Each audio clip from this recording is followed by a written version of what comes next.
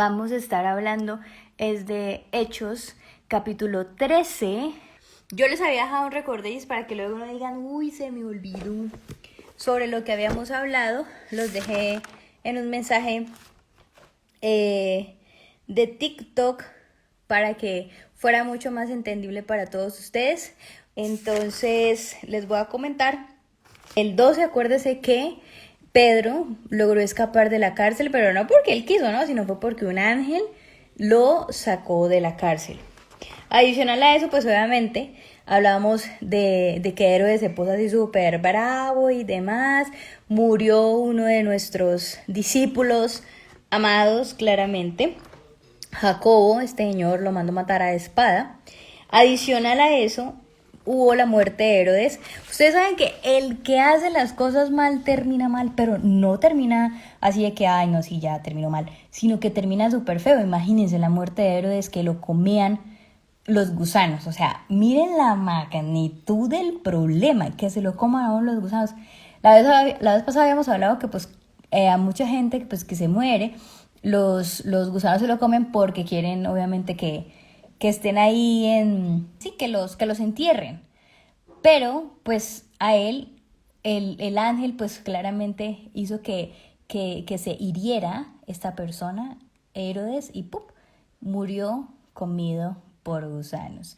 Lo que habíamos hablado la vez pasada es que posiblemente él le dio, los historiadores comentan, que posiblemente le dio una, como por decirlo así, una enfermedad, y finalmente murió comido por gusanos. ¿Listos? Les voy a comentar Biblia en mano, preguntas las que quieran. Traigan en serio, miren la Biblia en mano. Tienen a unos minuticos para que leamos juntos la Biblia. ¿Listo? Yo ya tengo mi resumencito de Hechos 13.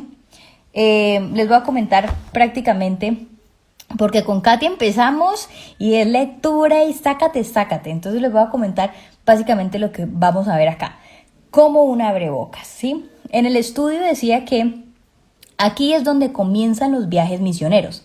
Es decir, acá ya los discípulos dijeron, bueno, ya nos ocupamos de Judea. Ya todos los judíos prácticamente nosotros les hablamos de Jesús.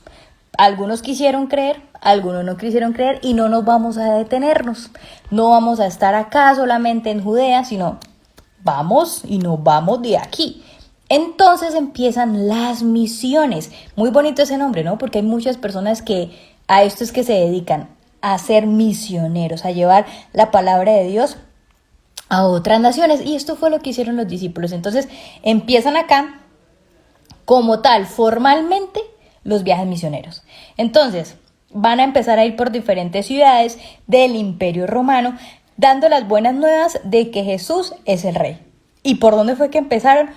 Por Asia Menor. Entonces vamos a estar hablando de que ellos estuvieron en Chipre, y más adelante por Pisidia, mejor dicho, ya habíamos hablado, Asia Menor.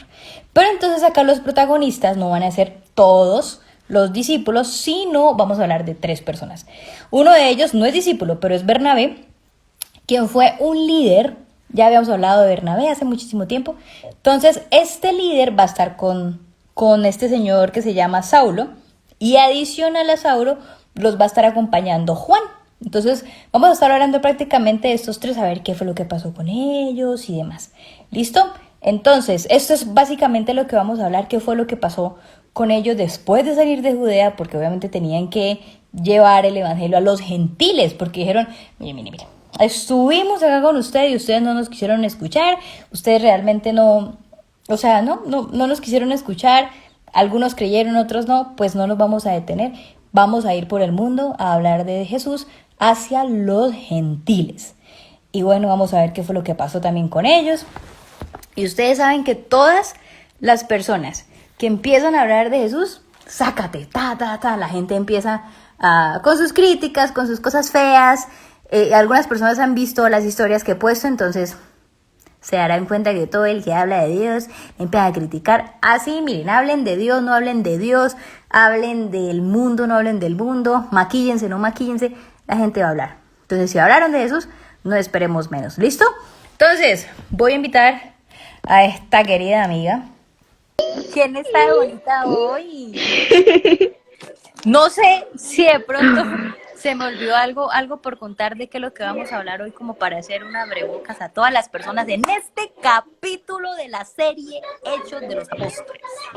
No, es bastante, básicamente es eso, las misiones, el inicio de las misiones en sí, pero las misiones a otros países, ¿A otros, como las misiones al a extranjero. otros países o a otras ciudades? ¿Cómo es la cosa? Claro, países, ciudades como ya expandiéndose y no tan local. Porque recordemos que dentro del mismo espacio geográfico donde ellos estaban, sí había misiones.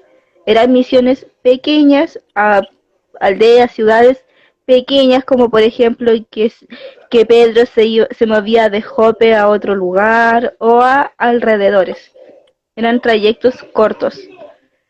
Pero aquí es donde ya comienzan estos viajes largos de moverse desde una ciudad a otra, Mm, ya más lejana la distancia. listo, entonces acá es donde prácticamente empiezan vamos a expandirnos, o sea, no nos podemos quedar aquí, que es lo que ahorita está pasando, ¿no Ujú. te has dado cuenta? Digamos esto, estamos traspasando fronteras. Tú no estás en mi casa, ni yo tampoco estoy en Chile. Entonces estamos Claro, haciendo esto, ni siquiera estamos ni en el mismo siquiera país. estamos en el mismo país. Entonces, bueno, ellos sí lo hicieron más pro, ¿no? Ellos sí viajaron.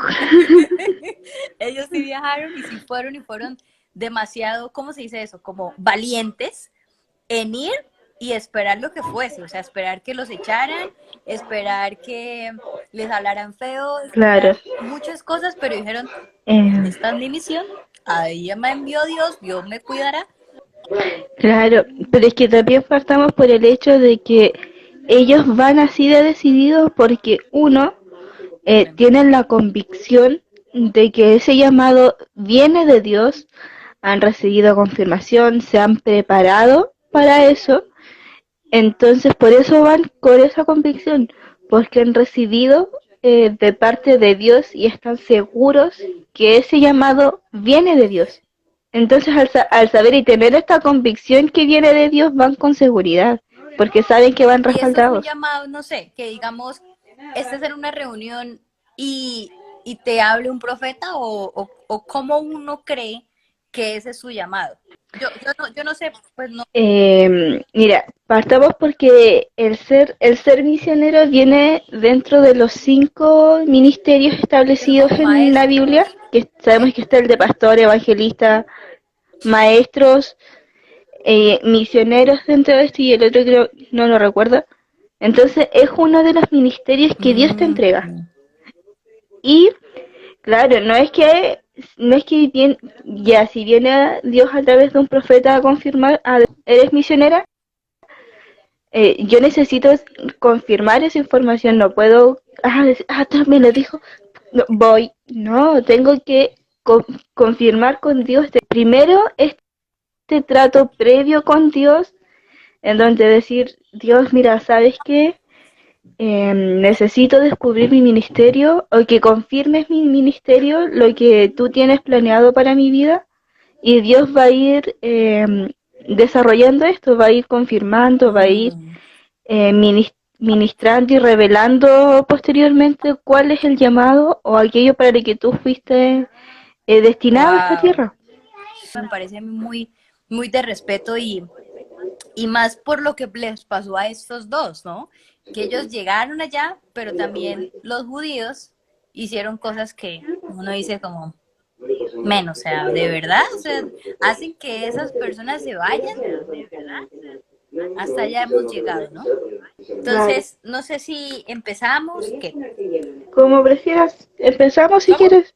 Cerramos los ojitos con los ojos abiertos, con los ojos cerrados, con como deseen hacerlo. ¿Listo? Entonces empezamos. Buenas noches Dios, buenas noches Espíritu Santo, buenas noches Jesús. Señor, te damos gracias por este momento.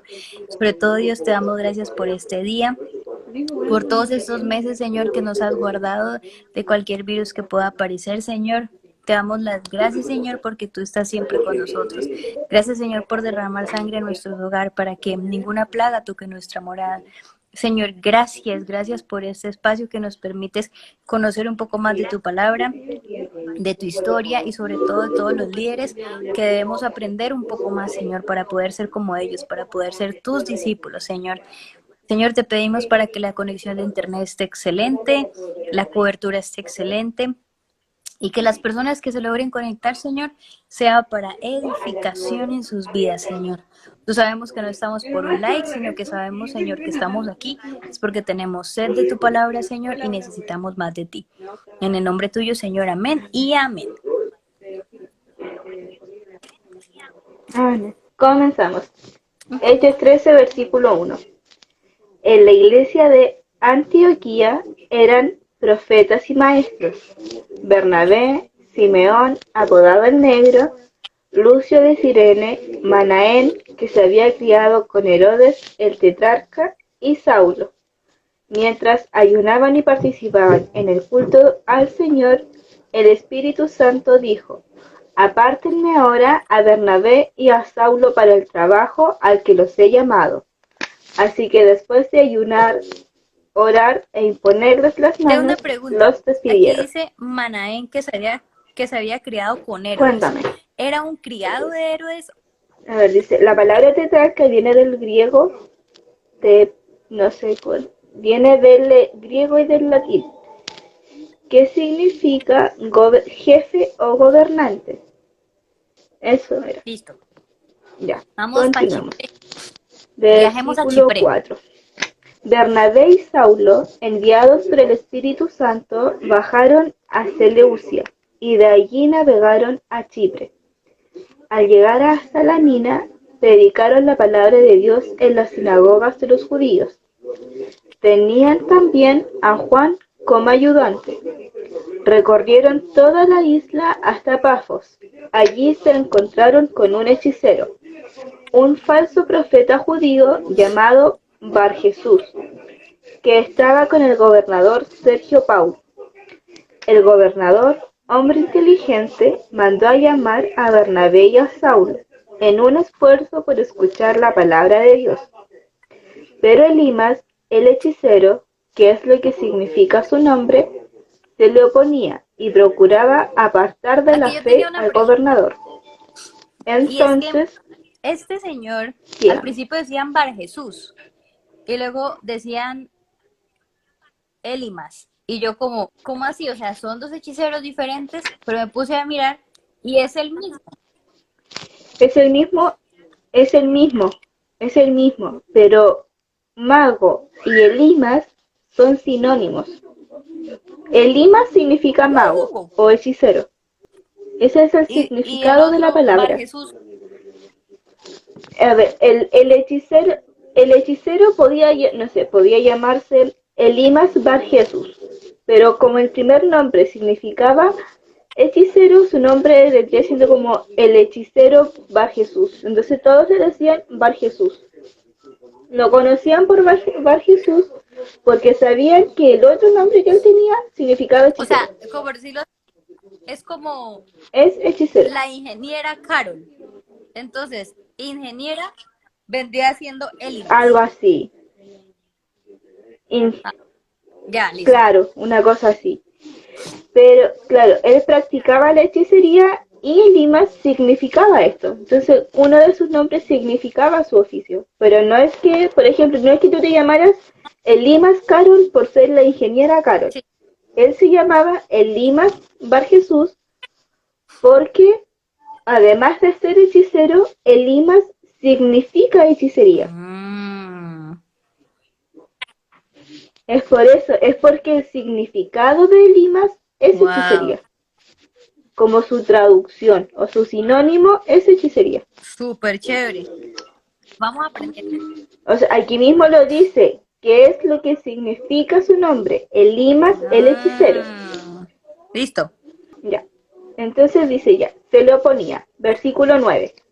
Entonces Saulo, o sea Pablo, lleno del Espíritu Santo, clavó los ojos en Elimas y le dijo: Hijo del diablo y enemigo de toda justicia, lleno de todo tipo de engaños y de fraude.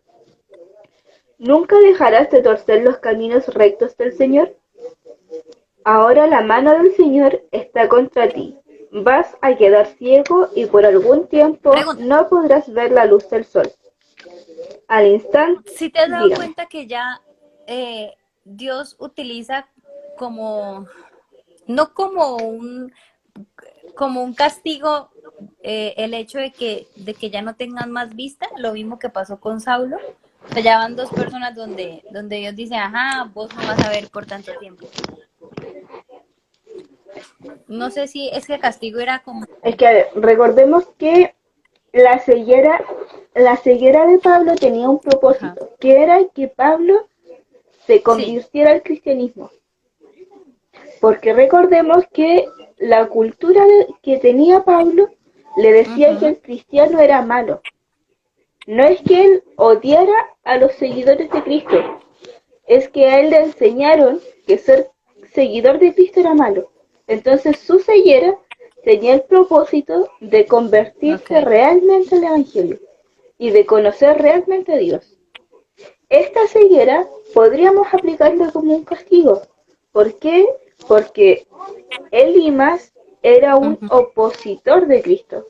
Entorpecía el conocimiento de este hombre a la fe verdadera. Por lo tanto, tienen propósitos distintos. La ceguera de Pablo era conocer al verdadero Dios. Era que él conociera realmente quién era Jesús. Y esta ceguera es un castigo.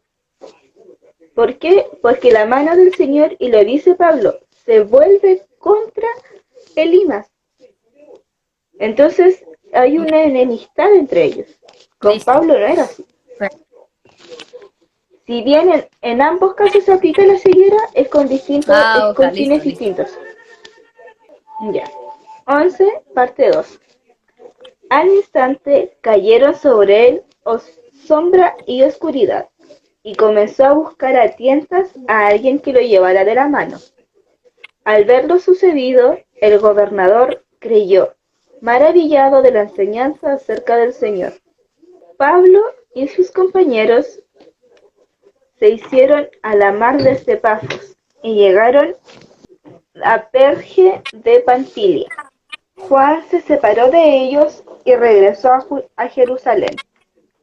Ellos, por su parte, siguieron su viaje desde Perge hasta Antioquía de Pisidia. El sábado entraron en la sinagoga y se sentaron. Al terminar la lectura de la ley y los profetas, los jefes de la sinagoga mandaron a decirles: Hermanos, si tienen algún mensaje de aliento para el pueblo, Pregunta. hablen. Pablo se puso en pie. Los jefes de la Dime. sinagoga, o sea, como que habían escuchado de ellos o algo así, porque pues digamos, uno no le va a decir a alguien como, oye, ajá, tú tienes algún mensaje para el pueblo, sino que yo creo que ellos escucharon. Ah, ok. Habían ya oído de ellos. Recordemos que Pablo era conocido porque antes de volverse al Evangelio tenía un alto cargo. Él, a su corta edad, tenía mucho conocimiento de la ley, de la escritura, del Antiguo Testamento, conocía en profundidad la historia de los profetas y por lo tanto tenía mucha sabiduría y mucho conocimiento, el cual fue perfeccionado aún más cuando se convierte al cristianismo. Pero él ya tenía un gran conocimiento, era un doctor en la ley, la conocía muy bien.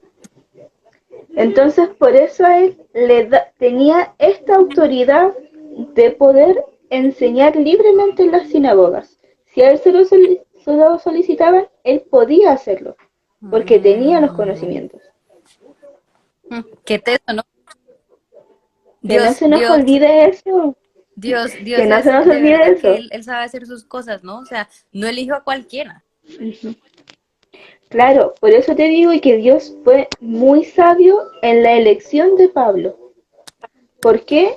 Porque él dijo, lo voy a tener aquí, siendo ministrado, siendo que conozca en cabalidad, en profundidad el Antiguo Testamento, y que conozca bien la historia de los profetas, o el filtro que tienes, y que estudie en profundidad todo lo que está pasando, todo lo que está relacionado al Antiguo Testamento, necesito que lo conozca para que después él tenga la suficiente autoridad para enseñar libremente en los pueblos donde vaya. Y voy a hacer que estudie en esta ciudad, porque desde aquí él va a poder salir libremente a donde quiera o a donde yo lo envíe. O sea, definitivamente, o sea, de verdad que Entonces, él Pablo no estudió la ley porque sí. Pablo no nació en la familia en que nació porque sí. Recordemos que todos estamos en el lugar en que estamos porque estamos cumpliendo el propósito que Dios quiere que cumplamos ahí. Por lo tanto, Pablo tuvo la facilidad de estudiar en profundidad a los profetas, de estudiar su vida, de estudiar su trayectoria, lo que Dios hizo con ellos. ¿Por qué? Porque al adquirir este conocimiento podía enseñarlo después. Teso. E iba a tener como, no sé, como utilizando términos muy coloquiales, iba a tener chip libre de viajar por donde él quisiera. Continuemos. Pablo se puso en pie, versículo 16. Hizo una señal con la mano y dijo: escúchenme, israelitas, y ustedes, los gentiles, temerosos de Dios. El Dios de este pueblo de Israel escogió a nuestros antepasados y engrandeció al pueblo mientras vivía como extranjeros en Egipto. Con gran poder los sacó de aquella tierra y soportó su mal proceder en el desierto unos 40 años. Luego de destruir 7 naciones en Canaán, dio a su pueblo la luz de la pieza. Dio a su pueblo la tierra de ellas en herencia. Todo esto duró unos 450 años. Después de esto, Dios les asignó jueces hasta los días del profeta Samuel. Entonces pidieron un rey, y Dios les dio a Saúl, hijo de Quis, de la tribu de Benjamín, que gobernó por 40 años. Versículo 22. Tras destituir a Saúl, les puso por rey a David, de quien dio este testimonio: he encontrado en David, hijo de Isaí, un hombre conforme a mi corazón. Él realizará todo lo que yo quiero. Desde los descendientes de este, conforme a la promesa, Dios ha provisto a Israel un Salvador, que es Jesús. Antes de la venida de Jesús, Juan predicó un bautismo de arrepentimiento ante la venida a todo el pueblo de Israel. Cuando estaba completando su carrera, Juan decía: ¿quién suponen ustedes que soy? No soy aquel. Miren, después de mí viene uno a quien no soy digno ni siquiera de desatarle las sandalias. ¿Sabes qué me parece súper lindo acá?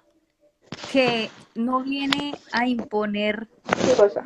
y Pablo no viene como a decir como, miren, esto es lo que vengo a decirles, sino es como, voy a contarles la historia, entremos en contexto para después explicarles quién es Jesús y finalmente qué fue lo que pasó con Jesús.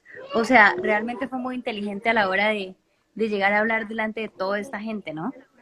Claro, por eso te digo, Dios también fue súper sabio en la elección que hacía.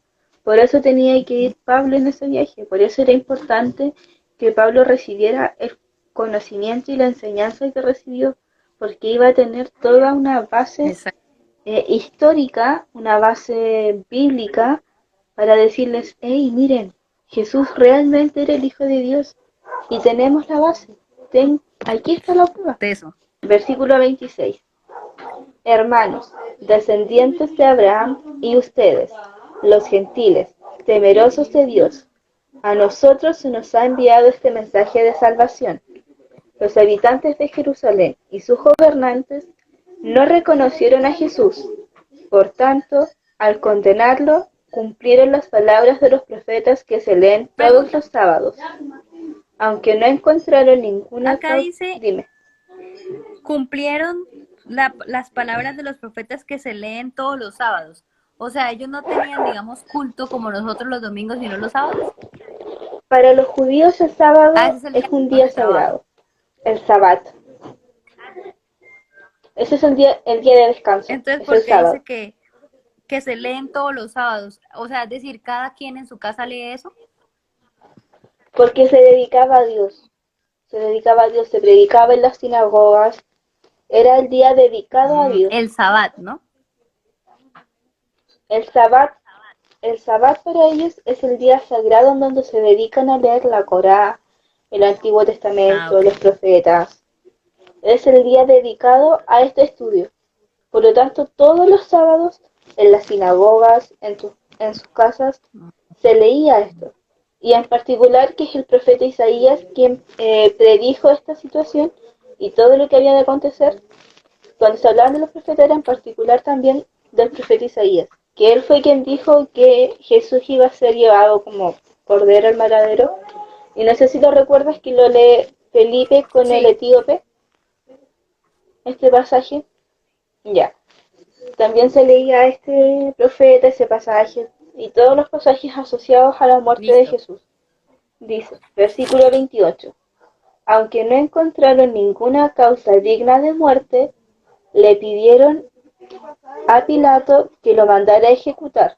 Después de llevar a cabo todas las cosas que estaban escritas acerca de él, lo bajaron del madero y lo sepultaron. Pero Dios lo levantó de entre los muertos. Durante muchos días lo vieron los que habían subido con él de Galilea a Jerusalén, y ellos son ahora sus testigos ante el pueblo. Eh, Nosotros les anunciamos a ustedes las buenas nuevas respecto a la promesa hecha a nuestros antepasados. Dios nos la ha cumplido plenamente a nosotros, los descendientes de ellos, al resucitar a Jesús, como está escrito en el segundo salmo. Tú eres mi hijo, hoy mismo te he engendrado.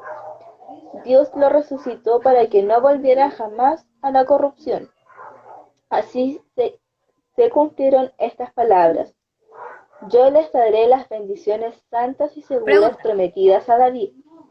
Por eso dice en cuando otro, dice que dime, Dios lo resucitó para que no volviera jamás a la corrupción, ¿qué corrupción estamos? habla de este cuerpo, este cuerpo. ¿Cómo así? A ver, nosotros somos tripartitos, ¿cierto? Sí. Cuerpo, alma y espíritu. El espíritu pertenece a Dios, la alma pertenece a Dios y este cuerpo pertenece a este mundo. Por lo tanto, este cuerpo carnal, es carnal físico, al no es creación de Dios, pero a diferencia del espíritu no Mm, pertenece a Dios. Por lo tanto, Pablo en un pasaje dice que tiene una lucha constante entre su carne y el espíritu, porque el espíritu quiere hacer lo bueno, quiere hacer lo que pertenece a Dios, lo que viene de Dios, pero su carne no lo mm, deja, su carne lo hace debatirse y él dice, sabiendo hacer lo bueno, no lo hago, sabiendo que el espíritu diciéndole, mira, esto es así, de esta forma Dios lo quiere. Él tiene esa batalla porque su carne, nuestra carne, mm. está corrupta. Nuestra carne, cuando Adán y Eva desobedecieron a Dios, entraron en una corrupción. La Su carne corrupción entró en es eso. corrupción. Conoció el primer, o sea, al decir que entró en corrupción, que es corrupto, quiere decir que está separado de Dios.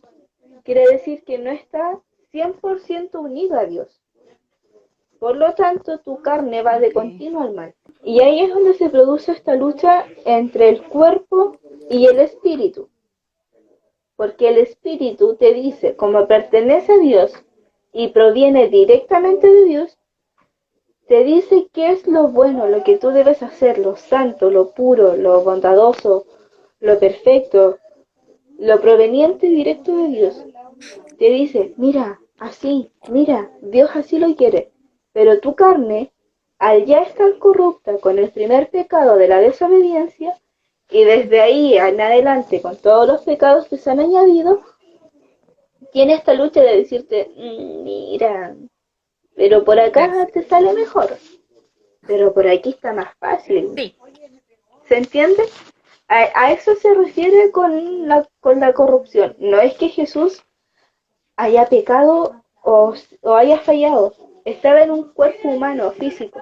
Por lo tanto, su cuerpo también entraba en, o sea, estaba en ok, la tentación. ya entendí. Claro, él no fallaba, él no pecaba, él no erraba, pero estaba constantemente siendo tentado. ¿Por qué? Porque era humano también. Porque era Dios, pero también estaba en un Listo, cuerpo Cali. humano. 35. Por eso dice en otro pasaje, no permitas que el fin de tu Santo Espíritu sea la corrupción. Ciertamente David, después de servir a su propia generación conforme al propósito de Dios, murió, fue sepultado con sus antepasados y su cuerpo sufrió la corrupción. Es decir, cayó en esto y ya fue consumido. Porque el cuerpo se consume. ¿Recuerdas que lo hablamos la semana Sí. pasada? Ya, perfecto. Pero aquel a quien Dios resucitó no sufrió la corrupción de su cuerpo. Por tanto, hermanos, sepan que por medio de Jesús se les anuncia a ustedes el perdón de los pecados. Ustedes no pudieron ser justificados de esos pecados por la ley de Moisés, pero todo el que cree es justificado por medio de Jesús. Tengan cuidado, no sea que les suceda lo que han dicho los profetas. Miren, burlones, asómbrense y desaparezcan. Estoy por hacer en estos días una obra que ustedes nunca creerán, aunque alguien se las explique. Al salir ellos de la sinagoga, los invitaron a que el siguiente sábado les hablaran más de estas cosas. Cuando se disolvió la asamblea, muchos judíos y prosélitos fieles acompañaron a Pablo y a Bernabé, los cuales en su conversación con ellos les instaron a perseverar en la gracia de Dios. El siguiente sábado casi toda la ciudad se congregó para oír la palabra del Señor. Pero cuando los judíos vieron a las multitudes, se llenaron de celos y contradecían con maldiciones lo que Pablo decía. Pablo y Bernabé les contestaron Valientemente. valientemente, perdón. Era necesario que les anunciáramos la palabra de Dios primero a ustedes, como la rechazan y no se consideran dignos de la vida eterna. Ahora vamos a dirigirnos a los gentiles. Así nos lo ha dicho el Señor. Nos lo ha mandado el Señor. Te he puesto por luz para las naciones, a fin de que lleves mi salvación hasta los confines de la tierra. Al oír esto, los gentiles se alegraron y celebraron la palabra del Señor, y creyeron todos los que estaban destinados a la vida eterna. La palabra del Señor se difundía por la región, pero los judíos incitaron a las mujeres muy distinguidas y favorables al judaísmo y a los hombres más Tengo pregunta. prominentes de la ciudad, y ¿Por provocaron qué una escogieron a esta gente? Dime, ¿Porque tenían poder? porque date cuenta, hablaron a los más distinguidos de la ciudad, como a la élite de la ciudad, los más adinerados, los que tenían más influencia, por la misma razón, porque ellos tenían poder, por sobre el resto de los Grave. ciudadanos, y provocaron una persecución contra Pablo y Bernabé. Por tanto, los expulsaron de la región. Ellos, por su parte, se sacudieron el polvo de los pies en señal de protesta contra la ciudad y se fueron al Iconio, y los discípulos quedaron llenos de alegría y del Espíritu Santo. Fíjate Finaliza hasta, ahí hasta el dónde llega capítulo. la maldad, ¿no? O sea, hasta el punto de querer echarlos. Entonces, no fuímonos. Cerramos los ojos, con los ojos Vámonos. abiertos, con los ojos cerrados, como deseen. ¿Listo? Bien. Señor, en esta hora te damos gracias porque una vez más estuvimos delante de tu presencia, Señor amado, siendo llenas de tu Espíritu, Padre de la Gloria. Te damos gracias porque una vez más tú estuviste en medio de nosotros, Señor amado, ministrándonos, Padre de la Gloria, enseñándonos, Señor amado, Una vez más permitiste, Padre mío, que pudiéramos estar una vez más, Señor amado, cerca de tu conocimiento, poder entender un poco más, Señor amado, la profundidad de tu palabra. Te damos gracias, Señor amado, porque has bendecido nuestras vidas, Señor amado. Sabemos que has bendecido tanto la vida nuestra y la de Carol como la de cada persona que ha oído, Señor amado, esta transmisión. Y a cada una, Señor amado, de las personas que ha de escuchar, Señor amado, esta grabación también. Señor amado, sé tú bendiciendo, sé tu Señor amado, obrando en la vida de cada persona que ha de oír esta grabación, Señor amado, y este mensaje. Te pedimos que tú seas, Señor amado, derramando de tu espíritu y de tu gracia. En el nombre de Jesús. Amén. Listo, pues. Dele like y suscríbase. Chao, chicos, bendiciones. Dios los bendiga, chicos.